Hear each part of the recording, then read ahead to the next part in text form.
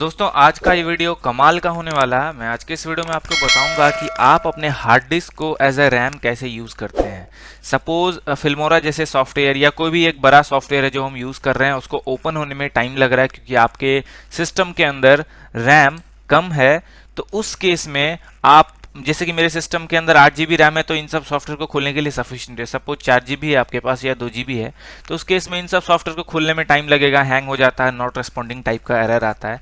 तो इन सब का सॉल्यूशन विदाउट रैम बढ़ाए, बिना कोई पैसे खर्च किए आप कर सकते हैं। तो कैसे करते हैं, इसके लिए हम क्या करेंगे, आपके हार्ड डिस्क के कुछ पार्ट को एज ए रैम में हम कन्वर्ट करके उस सॉफ्टवेयर के अंदर यूटिलाइज कर सकते हैं जब भी नीड हो। तो जैसे आप रैम का यूटिलाइजेशन देखना चाहते हैं तो आप अपने पीसी के अंदर कंट्रोल ऑल्ट शिफ्ट प्रेस करेंगे और परफॉर्मेंस के अंदर जाएंगे तो आपको यहाँ मेमोरी में दिखाएगा। मेरे में क्या है, 8 GB का रैम है जिसमें 4.4 यूज हो रहा है, 56% यूज हो रहा है। जिस दिन ये 96% यूज होना शुरू होगा उसके बाद क्या होगा, मेमोरी में स्पेस बचेगा नहीं रैम के अंदर। फिर ये हमारे हार्ड डिस्क में मैंने जो रैम कन्वर्ट किया है वो रैम पिक करके हमारे सॉफ्टवेयर को फास्टली ओपन करने में मदद करेगा।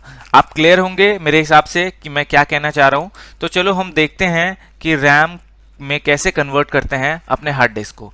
तो इसके लिए कोई बहुत बड़ा मेरे को प्रोसेस करने की जरूरत नहीं है, बहुत ही सिंपल है, बहुत ही आसान है। तो जैसे कि दिस पीसी का आइकन सबके सिस्टम में होता है, विंडो 7, विंडो 10, विंडो 11। तो इस पर राइट क्लिक करेंगे। राइट क्लिक करने के बाद आप प्रॉपर्टीज के अंदर जाएंगे। जी हाँ, प्रॉपर्टीज में जाने के बाद यहाँ पे देखेंगे एडवांस सिस्टम सेटिंग करके एक ऑप्शन है, इस पर क्लिक करेंगे और यहाँ पे advance general computer name hardware advance के अंदर आएंगे तो परफॉर्मेंस यहाँ पे एक पड़ा हुआ है, ठीक है। इसको आप इसके सेटिंग पे क्लिक करेंगे। क्लिक करने के बाद यहाँ पे भी एक एडवांस का ऑप्शन है, इस पे भी क्लिक करेंगे।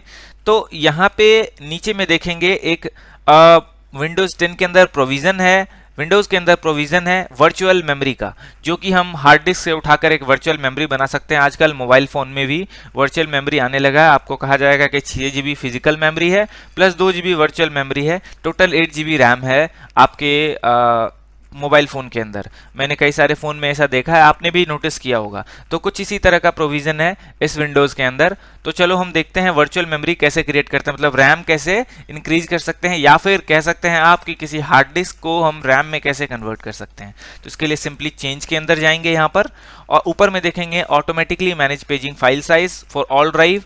ये ऑटोमेटिक कुछ ना कुछ यूज़ कर रहा है जो कि बहुत मिनिमम है, 16 MB है मेरे 8 GB रैम के लिए और ये बहुत कम है। तो मैं सिंपली क्या करूँगा, इसको अनचेक कर दूंगा। अनचेक करने के बाद जो सी ड्राइव है इसको सेलेक्ट रहने दूंगा सिस्टम मैनेज करके, और यहाँ पर कस्टम साइज में हम आ जाएंगे। कस्टम साइज में आ जाएंगे तो यहाँ दो चीजें फिल करने की जरूरत है, एक इनिशियल साइज और एक मैक्सिमम साइज। गाइज इस दोनों में क्या भरना है ये थोड़ा कंफ्यूजिंग होता है, तो मैं आपको क्लियर कर दूं कि इनिशियल साइज जो होता है, जो करेंट आपका रैम है उस रैम का 1.5 गुना जो होता है वो इनिशियल साइज होता है, ठीक है। और मैक्सिमम साइज जो होता है, जो करंट रैम है उसका 4 गुना। तो इनिशियल साइज निकालने के लिए हम सिंपली पहले कैलकुलेटर अपना यूज करेंगे। जब मेरा कैलकुलेटर खुल जाएगा यहाँ पे, तो हमने बताया आपको कि करंट में जो रैम है हमारा वो 8 GB रैम है। 8 GB रैम का 1.5 गुना यूज करना है हमको। तो 8 GB रैम को पहले हम MB में कन्वर्ट कर लेंगे, 8 इंटू, और MB में कन्वर्ट करने के लिए पता है 1024 MB होता है 1 GB के अंदर। ये हो गया 8 GB रैम का स्पेस, इतना MB में आ गया, ठीक है। अब इसका 1.5 गुना मल्टीप्लाई 1.5, इसका 1.5 गुना हो जाता है 12,288। तो गाइज यहाँ पे हम 12,288 टाइप कर देंगे। मैक्सिमम रैम के अंदर जो हमारा करेंट रैम है जो कि 8 GB है, उसको हम पहले MB में कन्वर्ट कर लेंगे 1024 से मल्टीप्लाई करके। उसका मैक्सिमम मैं 4 गुना यूज कर सकता हूँ, 3 गुना 2 गुना भी यूज कर सकता हूँ, बट मैक्सिमम 4 गुना। तो मैं मैक्सिमम 4 गुना यूज कर रहा हूँ, मल्टीप्लाई बाय 4। तो ये आ जाता है 32,768। मैं यहाँ टाइप कर दूंगा 32,768। तो इनिशियल के केस में क्या रूल कहता है, इनिशियल के केस में कहता है कि जो करंट रैम है उसका 1.5 गुना आप यहाँ डालिए, और मैक्सिमम के केस में आप जो करंट रैम है उसका 4 गुना मैक्सिमम डाल सकते हैं।